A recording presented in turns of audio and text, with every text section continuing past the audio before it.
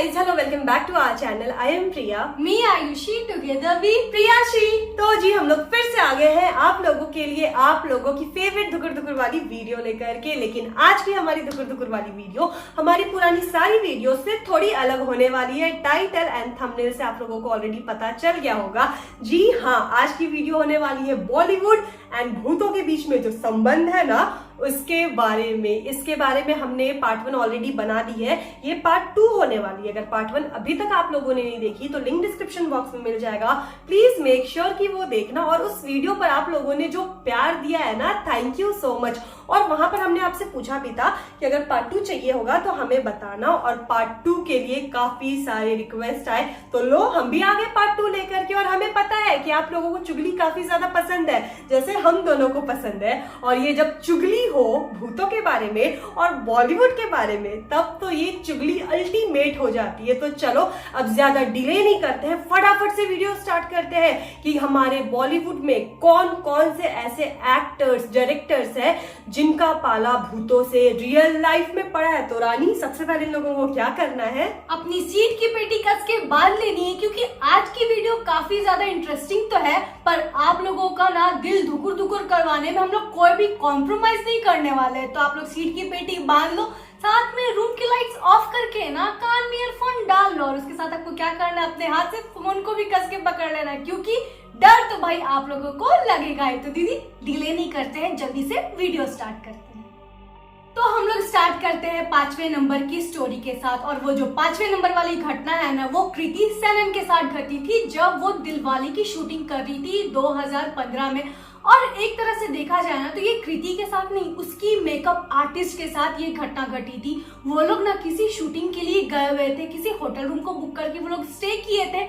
वहां पर उसकी मेकअप आर्टिस्ट को तो लग रहा था कि इस रूम में मेरे अलावा कोई ना कोई मौजूद है, क्योंकि उसको बहुत ही अजीब नेगेटिव वाइब्स भी आ रही थी। और उसे ऐसा लग रहा था ना कि उस रूम में उसके अलावा कोई है जो उसको लगातार बस देखे जा रहा है, जिसके कारण वो काफी अनईजी भी फील कर रही थी। लेकिन फिर भी वो इस चीज को इग्नोर की कि मे बी नया प्लेस है, नया कमरा है, इसलिए मेरे को ऐसा फील हो रहा होगा। लेकिन फिर से अचानक क्या होता है ना कि उसके साइड टेबल पे एक बॉडी लोशन का बॉटल पड़ा हुआ था, वो अचानक से गिर जाता है। अब यहाँ पर उसको लगता है कि कोई बात नहीं, ये नॉर्मल चीज होगी। वो क्या करती है, चुपचाप से उस बॉटल को उठाकर वापस से उस साइड टेबल पे रख देती है। लेकिन जैसे ही वो दोबारा से उस बॉटल को साइड टेबल पे रखती है ना, फिर से 1 सेकंड भी होता नहीं है, वो बॉटल बॉडी लोशन का दोबारा से फ्लोर पर गिर जाता है। उस टाइम ना ही कोई खिड़की खुली थी और ना ही किसी रीजन से ना वो साइड टेबल गिरा था। लेकिन फिर भी पता नहीं कैसे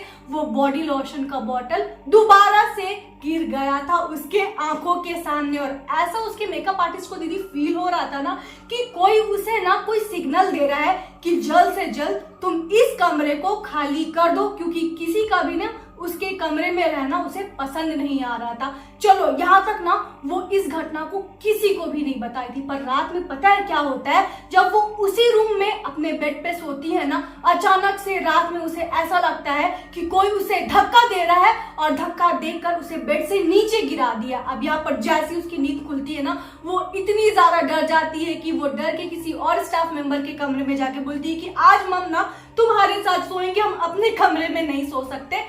यहाँ पर ना उसका जो साथी था वो पूछता भी है कि क्या हुआ, सब चीज तो ठीक है ना। पर यहाँ पर कृति सेनन की जो मेकअप आर्टिस्ट थी इतनी ज्यादा डर जाती है ना कि उसके मुंह से कुछ भी लफ्ज ही नहीं निकल रहा था। लेकिन सुबह होते ही वो सारी घटना बता देती है। अब यहाँ पर ना वो लोग बोलते हैं कोई बात नहीं, जल्द से जल्द हम लोग शूटिंग कर लेते हैं और इस होटल रूम को हम लोग चेंज कर देंगे। अक्सर ऐसा कहा जाता है कि अगर किसी जगह पर नेगेटिव एनर्जी है या कोई गंदी एनर्जी है और उनको किसी की प्रेजेंस नहीं पसंद है ना, तो वो पहले लोगों को हिंट देती है, उनको चेतावनी देती है कि आप समय रहते इस जगह को छोड़ करके चले जाओ। और उसके बाद भी अगर लोग उनकी हिंट को नहीं समझते हैं ना, तब वो आक्रामक होती है, हमला करती है। तो जो चौथे नंबर की हॉरर इंसिडेंट है ये हुई है वरुण धवन के साथ, वो भी इंडिया में नहीं बल्कि एलए में विदेशी भूत के साथ इनका पाला पड़ा था जब ये लोग ABCD 2 की शूटिंग कर रहे थे। और इस पिक्चर की शूटिंग के दौरान वो लोग एलए के ही एक होटल में रुके हुए थे। तो जब भी वरुण उसी होटल के कमरे में आराम करते थे ना, या फिर जब भी वो लोग अपनी डांस की प्रैक्टिस करते थे, हमेशा उनके क्रू मेंबर को ना किसी के गाने की आवाज सुनाई देती थी और वो गाने की आवाज सर्टेन टाइम तक आती थी, उसके बाद खत्म हो जाती थी। 2-3 दिन तक तो वरुण और उनके क्रू मेंबर ने इन सब चीजों को इग्नोर किया। लेकिन एक दिन क्या हुआ कि वो लोग डांस रिहर्स कर रहे थे और इसी बीच काफी जोर से किसी के गाने की आवाज आई, और जब ध्यान लगाकर सबने उस आवाज को पहचानने की कोशिश की ना, तब वो लोग इस कंक्लूजन पे आते हैं कि ये तो एक अमेरिकन सिंगर फ्रैंक सिनेट्रा की आवाज है जिनकी डेथ हो चुकी है। अब वो आवाज फ्रैंक सिनेट्रा की थी या उनके ही जैसे किसी इंसान की आवाज थी, ये कह पाना मुश्किल था। खैर, उसके बाद वो लोग जल्दी से वहां से पैकअप करते हैं और होटल में अपने अपने कमरे में चले जाते हैं। और उसी रात, आधी रात में जब वरुण सो रहे थे ना, तब भी उनको फील होता है कि उनके कमरे के बाहर कोई लगातार चले जा रहा है और उनके दरवाजे को नॉक करके वहां से भाग गया। जब वरुण ने दरवाजा खोला, कोई भी नहीं था, और दरवाजा बंद करके जब वरुण वापस से बिस्तर पे आते हैं, उन्हें फिर से वही सेम आवाज सुनाई देती है। उसी सेम आवाज में कोई गाना गा रहा था। उसके बाद वरुण के मन में काफी सारे क्वेश्चंस आ गए थे। आधी रात में ही वरुण ने नेट पर ये सर्च किया कि आखिर इस होटल से रिलेटेड कोई राज है क्या। तब उन्हें क्या पता चलता है ना कि ये आवाज फ्रैंक सिनेट्रा जैसे किसी इंसान की नहीं बल्कि फ्रैंक सिनेट्रा की ही है, क्योंकि उसमें साफ साफ आर्टिकल छपी हुई थी कि जब भी फ्रैंक सिनेट्रा का कोई भी कॉन्सर्ट होता था एलए में, वो उसी होटल में आकर के ठहरते थे और उस होटल से फ्रैंक सिनेट्रा का रिश्ता काफी गहरा था। और जब से फ्रैंक सिनेट्रा की मौत हुई है ना, उनकी आत्मा उसी होटल में है और अक्सर बहुत सारे लोगों ने उनके गाने की आवाज भी लाइव सुनी है। और ये चीज पढ़ते ही वरुण की सिट्टी पिट्टी गुम हो गई। आधी रात में उन्होंने जाकर के किसी क्रू मेंबर को परेशान तो नहीं किया, लेकिन अगली सुबह होते ही उन्होंने सबको ये बात बताई और कोई उन्हें झुठला भी नहीं सकता था क्योंकि वो आवाज सबने सुनी थी। और उसके बाद जल्द से जल्द उस क्रू ने उस होटल से अपना सामान उठाया और वहां से रफा दफा हो गए।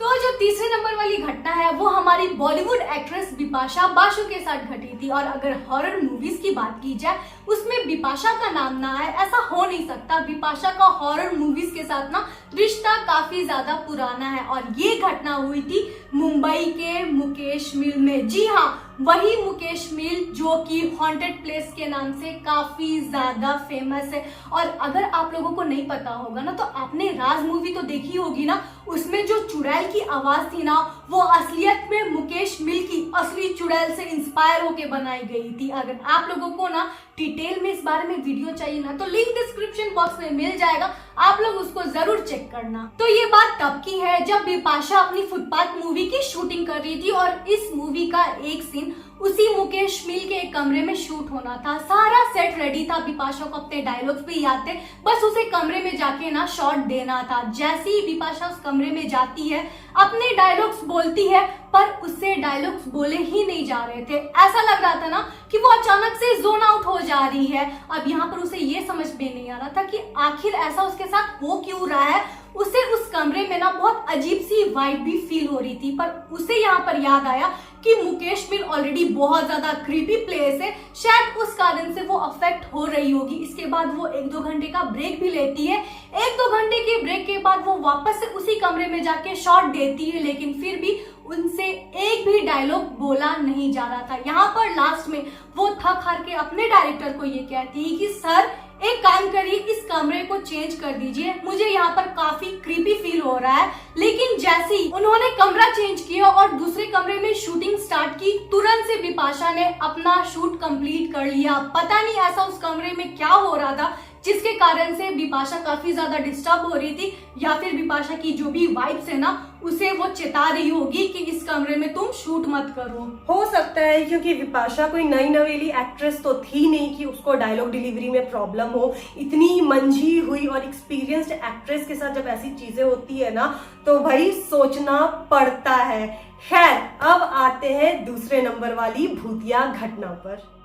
तो ये घटना घटी थी करण जौहर एंड फराह खान के साथ विकी कौशल की जो 2020 में पिक्चर आई थी ना भूत, उसी दौरान। तो देखो हुआ क्या था, एक बार शूटिंग के दौरान ही वो लोग होटल में स्टे कर रहे थे। रात में होटल में मस्त डिनर विनर करने के बाद सारे लोग अपने अपने कमरे में चले जाते हैं सोने के लिए। करण जौहर भी अपने कमरे में मस्त नींद फरमा रहे थे। तभी अचानक से 11 से 12 बजे के बीच में उन्हें क्या फील होता है ना कि उनके दरवाजे पर आकर के कोई जोर से ठप ठप ठप ठप बैंग कर रहा है। अचानक से करण जौहर की नींद खुलती है, वो दौड़ करके जाते हैं, दरवाजा खोलते हैं ये चेक करने के लिए कि बाहर कौन है और कौन इतने जोर जोर से धक्का दे रहा है। तो वो बाहर क्या देखते हैं कि फराह खान खड़ी है अपनी नाइट ड्रेस में और काफी ज्यादा डरी हुई है, और वो बोलती है कि करण यू वोंट बिलीव मेरे कमरे में कुछ तो है। तो करण बोलते हैं कुछ है मतलब। तब यहाँ पर फराह बताती है कि कोई भूत है, जल्दी से मुझे अपने कमरे में आने दो and I am gonna share this room with you. मैं उस कमरे में अकेले जाकर के नहीं सो रही हूँ। और ऐसा कह के वो बेड पर चली जाती है। उसके बाद करण जौहर उनसे बात करने की कोशिश करते हैं, पर फराह इतनी ज्यादा डरी हुई होती है ना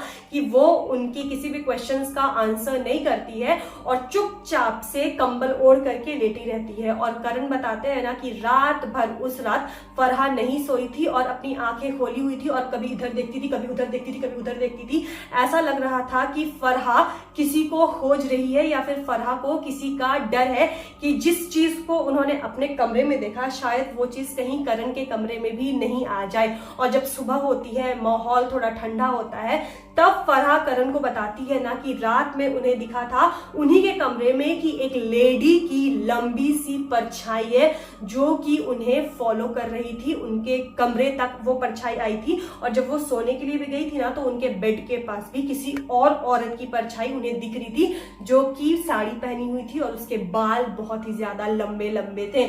और इसके बाद करण भी काफी ज्यादा डर गए थे और फिर उन्होंने एज यूजुअल होटल चेंज कर दी। उसके अलावा और क्या ही ऑप्शन होगा। तो जी जो पहले नंबर की घटना है वो घटी है अदा शर्मा के साथ 1920 मूवी की शूटिंग के दौरान। और बॉलीवुड में अगर हॉरर मूवीज की बात हो और 1920 का जिक्र नहीं हो ऐसा तो हो नहीं सकता है।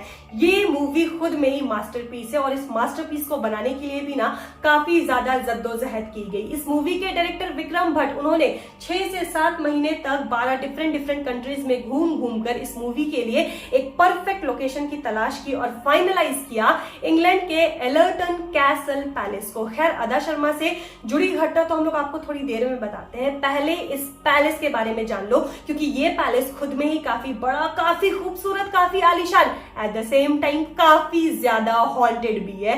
1920 की मूवी से पहले भी इस पैलेस में काफी सारे क्रिपी घटनाएं घटे हैं जिनको जानते हुए भी विक्रम भट्ट ने इसको चुना क्योंकि वो खुद भी चाहते थे कि अपनी मूवी के लिए उन्हें वैसा माहौल मिले। खैर आपको बता दें कि ये जो एलर्टन कैसल पैलेस है यहाँ पर वीआईपी लोग अपनी शादियों के लिए या फिर फंक्शंस ऑर्गेनाइज किया करते थे। लेकिन जब भी इस पैलेस में कोई फंक्शन किया जाता था ना वहां पर मौजूद लोगों ने हमेशा से कुछ ना कुछ क्रीपी चीजों को महसूस किया है। और वो क्रीपी चीजें छोटी मोटी चीजें नहीं होती थी जिसको आप इग्नोर कर दोगे, काफी बड़ी बड़ी चीजें होती थी। खैर जब ये बात पूरे इंग्लैंड में फैल गई तब इंग्लैंड हॉन्टिंग डिपार्टमेंट से कुछ लोग आए और आ करके इस महल में रह करके उन्होंने जांच पड़ताल की। उससे 3 चीजें सामने आई। पहली चीज कि इस पैलेस में एक कारपेंटर की आत्मा है। ऐसा कहा जाता है ना कि उस पैलेस के मालिक ने कारपेंटर को मार करके उसको वहीं पर दफन कर दिया था और तब से उस कारपेंटर की आत्मा खुले आम उस पैलेस में भटकती है। उसके अलावा दूसरी चीज वहां पर ना एक औरत की भी आत्मा मिली। वो औरत की आत्मा किसकी है इसका सही आंसर किसी के पास नहीं है, लेकिन ऐसा कहा जाता है कि उसी पैलेस की मालकिन की वो आत्मा है क्योंकि उसी पैलेस में एक कमरा उसकी मालकिन की रूह के लिए अलॉट कर दिया गया है। उस कमरे में कोई नहीं जाता है, उस मालकिन की रूह उस कमरे में रहती है एंड वो कमरा अभी भी है। उसके अलावा ना वहां पर एक छोटी सी बच्ची की आत्मा भी पाई गई थी। वो आत्मा किसकी है इसके बारे में भी किसी को नहीं पता है। लोग कहते हैं मे बी राज परिवार की ही किसी बच्ची की आत्मा होगी। खैर, ये 3 आत्माएं आज भी उस बिल्डिंग में रहती है। पर कहानी यहीं पर खत्म नहीं होती। अदा के साथ जितने भी क्रू मेंबर्स थे ना, शूटिंग के दौरान उन सारे लोगों के साथ ना अजीबो गरीब घटनाएं होती थी, पर उन लोगों को ये बात पता था कि ये जो पैलेस है वो कितना ज्यादा हॉन्टेड है, जिसके कारण वो लोग मेंटली प्रिपेयर होके भी आए थे। पर एक घटना जो अदा के साथ हुई थी उसके बाद वो काफी ज्यादा डर जाती है। उस पैलेस में अदा ने एक लेडी की पेंटिंग देखी थी जो हूबहू अदा के जैसी ही दिखाई दे रही थी। चाहे आप शक्ल सूरत की बात कर लो या फिर नयन नक्श के, उस लेडी की जो पेंटिंग है वो हूबहू अदा की जैसी ही दिखाई दे रही थी। और उस हॉन्टेड पैलेस में अपने ही जैसी एक पेंटिंग को देखना कितना ज्यादा हॉरिफाइंग हो सकता है, भगवान ही जाने अदा अपने आप को कैसे संभाली होगी। और कहानी यहीं पर खत्म नहीं होती। अदा के साथ ना पता नहीं पूरे शूटिंग के दौरान बहुत ही अजीबो गरीब घटनाएं होते जा रही थी। जैसे ही वो अपने कमरे में शूटिंग खत्म करके जाती ना, वैसे ही उसके कमरे की जितने भी लाइट्स है ना वो फ्लक्चुएट करना स्टार्ट कर जाते। अचानक से लाइट्स ऑन ऑफ होने लगते। और कभी कभी तो ऐसा हो जाता था ना कि अदा का जो कमरा है ना वो बाहर से कोई लॉक कर देता था। पहले तो अदा को ये लगा ना कि किसी ने ना उसे डराने के लिए कोई प्रैंक किए जा रहा है, पर यहाँ पर किसी ने भी कहा कि हमने आपके साथ ऐसा कोई भी काम नहीं किया। अब पता नहीं उसके कमरे को बाहर से कौन बंद कर देता होगा। जो भी हो, ये काफी ज्यादा डरावना था। दिन बीते जा रहे थे और क्रू मेंबर्स के लिए वहां पर शूटिंग करनी मुश्किल होती जा रही थी। लेकिन सिंस की विक्रम भट्ट ने उसके लिए पैसे भरे थे तो कोई पैसे को बर्बाद होने तो नहीं देता था। जान पर खेल करके 1920 के सारे क्रू मेंबर्स ने शूटिंग कंप्लीट की। और एक बार जब वहां से सही सलामत सब रफा दफा हो गए ना, फिर सबने चैन की सांस ली। तो दोस्तों, आप लोग बताना कि आपको सबसे डरावनी स्टोरी किसकी लगी। हमें तो नंबर 1 वाली लगी, अदा शर्मा की। और अगर वीडियो पसंद आए तो रानी इस वीडियो को लाइक जरूर कर देना। और अगर आप हमारे चैनल पे नए हो और हमारा ये प्यारा प्यारा फेस पहली बार देख रहे हो तो हमारे चैनल को भी सब्सक्राइब किए बिना मत जाना। और अगर आप इसका पार्ट 3 चाहते हो तो वो भी कमेंट करके जरूर बताना। मिलते हैं अपने नेक्स्ट वीडियो के साथ, तब तक के लिए बाय।